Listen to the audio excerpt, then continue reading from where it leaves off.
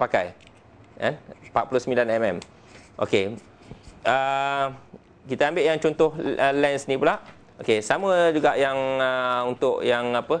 Mana-mana kamera SLR, sebelum nak buka benda ni dia ada release lever. Tekan release lever ni, cabut, okey, kita tengok dekat sini. Yang ni lens ni Minolta punya. Dia nama Minolta lah. Minolta. Kemudian dia bawah sini 50mm dia punya focal length dia. 50mm ni standard lens lah. 1.7 ni dia punya aperture dia. Yang diameter 49 dia punya ring dia 49mm. Okey. Okey, kalau kita pakai standard lens ni kan, dia standard lens ni kita boleh kontrol lah. Dalam standard lens ni dia ada istilah kita panggil depth of field.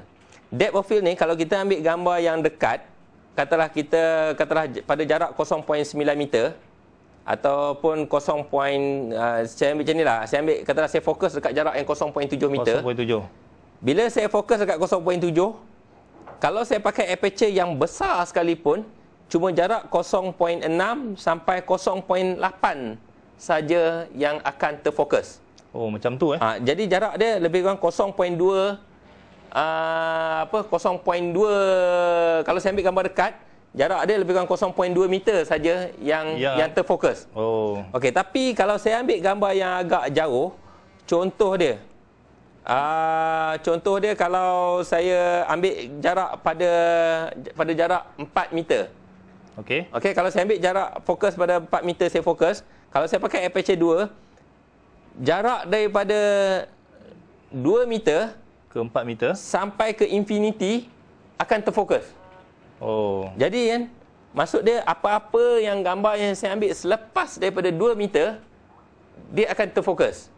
Oh, macam tu Jadi yang bagus dia pasal wide angle ni salah satu kamera yang hampir kita tak payah fokus. Wide angle ni kalau saya pakai 22, kalau kita tengok dekat sini, kalau saya setkan aperture 22, apa-apa jarak start daripada 0.7 sampai infinity akan terfokus.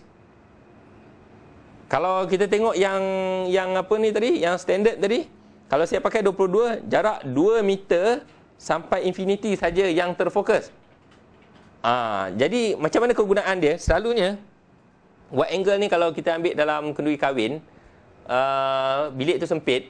Kalau kita pakai standard lens, kadang-kadang kita dapat dia punya, kalau pengantin lelaki dengan perempuan tu, kalau kita ambil gambar pengantin perempuan, dapat gambar pengantin perempuan je, gambar pengantin lelaki tak dapat. Jadi kalau kita pakai wide angle, kita dapat dua-dua sekali. Dua-dua gambar dapat Dua-dua, lelaki dengan perempuan kita dapat. Dan kita ambil satu shot, dua-dua lelaki dan perempuan kita dapat gambar.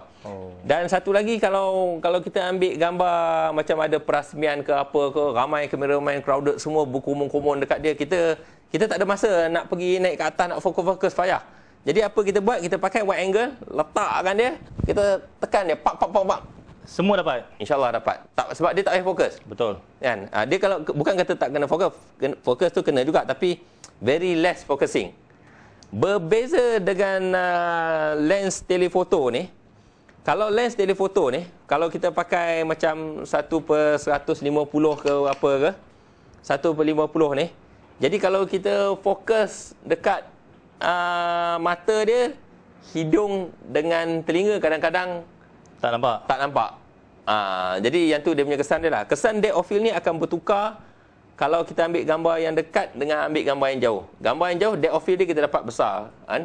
Dan satu lagi petua yang bagus lah kalau kita nak ambil gambar, selalunya bila kita fokus objek yang depan, insyaAllah objek yang dekat belakang dia akan terfokus automatik. Kita ambil yang selalunya ambil apa objek yang ada kat depan, fokus yang depan, yang belakang insyaAllah kita dapat. Okey, yang tu is apa nama ni, pasal ni lah. Encik Suhaimi, ada satu soalan. Apa tu? Saya selalu pergi stadium. Dekat stadium tu, tepi-tepi padang tu, tengok dia orang punya lens tu besar-besar tu, apa fungsi dia tu? Okey, lens yang dia orang pakai tu, lens tu memang mahal.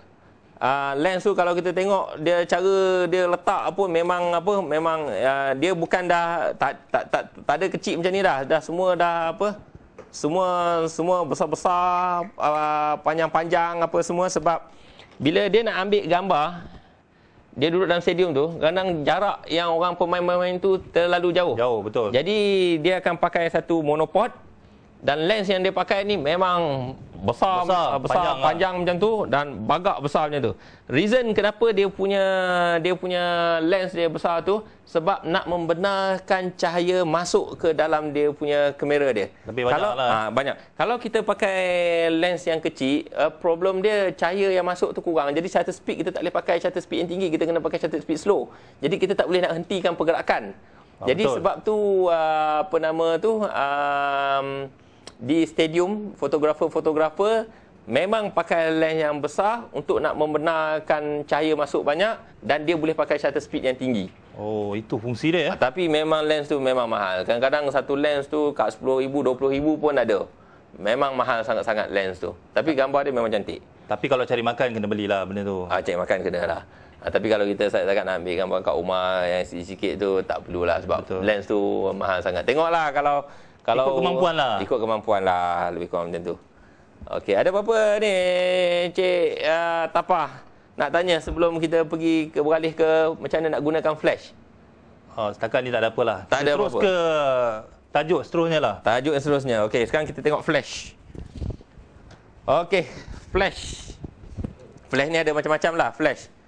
Flash ni memang buruk lah sikit sebab flash ni zaman nenek saya dulu.